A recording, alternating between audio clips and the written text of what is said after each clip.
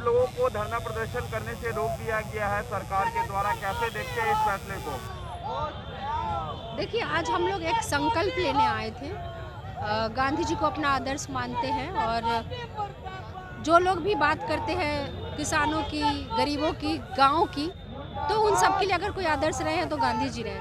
तो ये जस्ट एक वो था कि हम लोग गांधी जी की प्रतिमा के पास जाकर के एक संकल्प लें कि जो काला कानून लाया गया है, जो किसान विरोधी कानून है, उसके खिलाफ हम लोग यहाँ पर आकर के एक संकल्प ले कि हम किसानों के साथ हैं और इस काले कानून के खिलाफ है।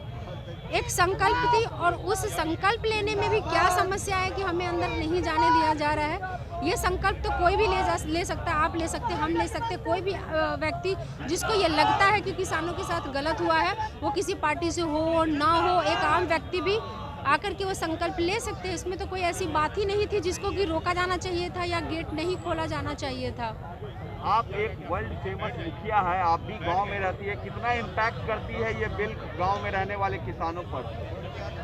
देखिए, अगर हम यहाँ की बात करें बिहार की, तो आपने यहाँ के किसानों को किसान रहने कहाँ दिया?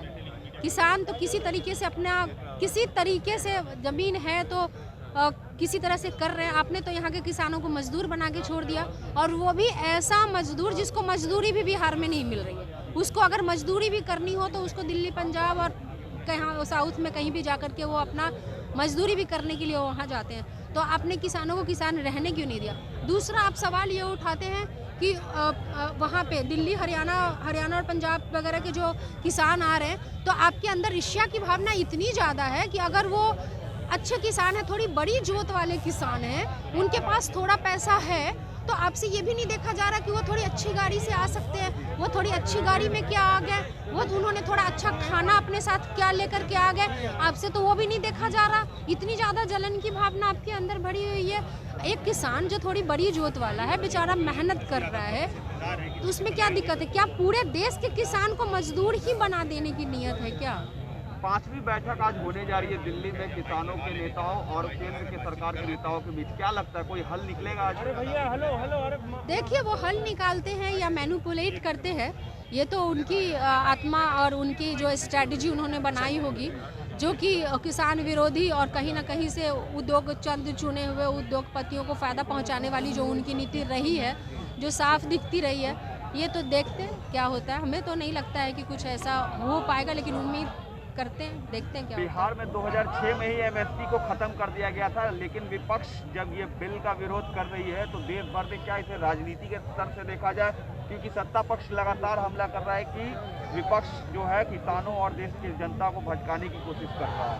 बिहार में एमएसपी खत्म नहीं किया गया था, 2006 की बात, मंडी व्यवस्था खत्म की गई थी। ठीक है, मंडी व्यवस्था थी वो खत्म की गई थी, और एमएसपी तो जो पूरे देश में 6% किसानों को ही इसका लाभ मिला है।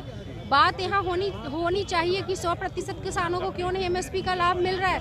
तो आप बात करो कि जिन 6% को मिल रहा है उनसे भी हटा दो। जब आप पे दबाव बनता है तो आप कहते हैं, दबाव बनता है तब आप कहते हैं कि नहीं नहीं, हमने बात कर ली है, जो एमएसपी मिलती थी वो तो मिलेगी ही सरकार के द्वारा। प्राइवेट सेक्टर भी है, वो भी जाकर के कॉन्ट्रैक्ट फार्मिंग के जरिए पहले से कॉन्ट्रैक्ट कर सकती है और अपनी कीमत वो तय कर सकती है। तो वहाँ पे क्या होता है कि जब सरकार किसी चीज़ में होती है, उनके साथ जो अनुबंध होता है, वो कहती है कि हम इस रेट में आपकी फसल को खरीदेंगे, तो वहाँ पे लोगों को लगता है कि भरोसा लगता है। लेकिन एक उद्योगपति के भरोसे हम किस तरह से कॉन्ट्रैक्ट कर ले?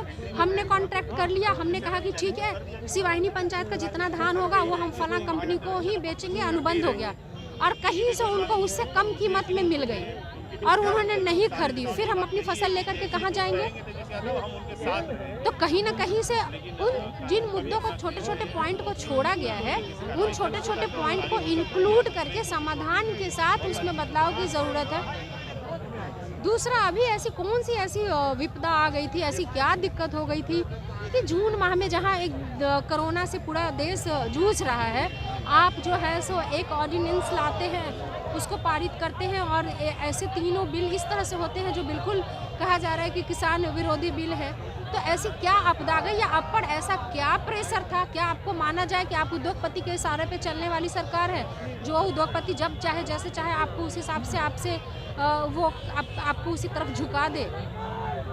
काफ़ी देशों में आप गए हैं, आप यूएन के द्वारा भी स्टडी किया है, भारत में क्या इम्पैक्ट इसका पड़ेगा इस कृषि कानून का दूसरे देशों की तुलना में बात की जाए तो? देखिए, किसान ये अपने हक की लड़ाई लड़ रहे हैं। जिस तरीके से उनके जो मेहनत है, जो वो फसल उगाते हैं, उसको उनकी सही कीमत ना मिल पाए। दूसरी बात, अगर आप आ जाए जो स्टोरेज पे छूट की बात की जा रही है कि वो अपन जो भी स्टोरेज है उसको करने के लिए स्वतंत्र है कोई भी एजेंसी।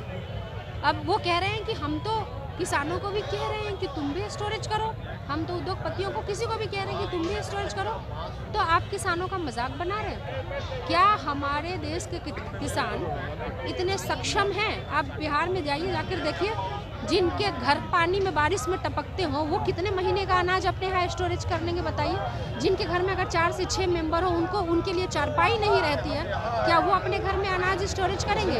ये दिल से सुने जाने वाली बात नहीं है। अगर सच में दिल से सुने जाने वाली बात होती तो ऐसी नहीं होती। आप किसानों को सही में हक की बात अगर सोचते तो ये बिल पास